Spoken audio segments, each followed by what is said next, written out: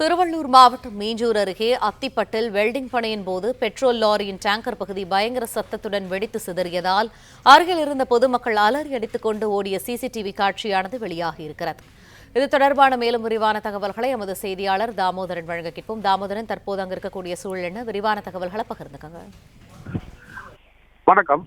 இந்த காலை 9 மணி அளவில் அத்திப்பட்டு புதுநகர் பகுதியில் உள்ள கடைகள் அதிகம் இருக்கும் பகுதியில் பாரத் பெட்ரோலிய நிறுவனத்திற்கு சொந்தமான ஒரு டேங்கர் லாரி, அதாவது அந்த டேங்கர் லாரியில் பெட்ரோல் ஒன்றும் இல்லை, எம்டி டேங்கர் லாரியை வெல்டிங் செய்வதற்காக அதன் ஓட்டுநர் அத்திப்பட்டு புதுநகரில் உள்ள கடை வீதியில் உள்ள வெல்டிங் கடையில் வெல்டிங் செய்து கொண்டிருக்கிறார்.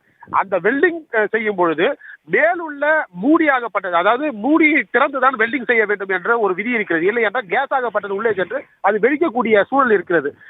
அதை பொருட்படுத்தாமல் அதை மூடிய நிலையே அவர் வெல்டிங் செய்ததால் அந்த டேங்கர் லாரி மிகுந்த அதிபயங்கர சத்தத்துடன் வெடித்ததால் அருகில் உள்ள ஹோட்டல் மற்றும் குடிசை வீடுகள், ஒரு கார் உட்பட பலத்த சேதமடைந்தது. இதில் அந்த கடையில் உள்ள ஊழியர்கள் அனைவரும் அலறடித்துக் கொண்டு ஓடிய காட்சியை சிசிடிவி மூலம் பார்க்கலாம்.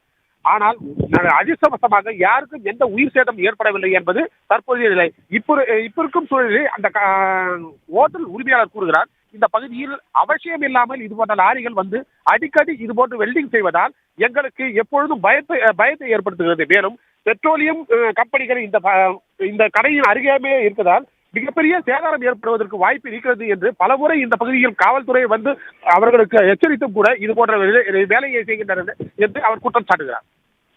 பிளே ஸ்டோர் மற்றும் ஆப் ஸ்டோரில் இருந்து பாலிமர் செயலியை QR கோடு மூலம் பதிவிறக்கம் செய்யுங்கள். செய்திகளை உடனுக்குடன் பெறுங்கள்.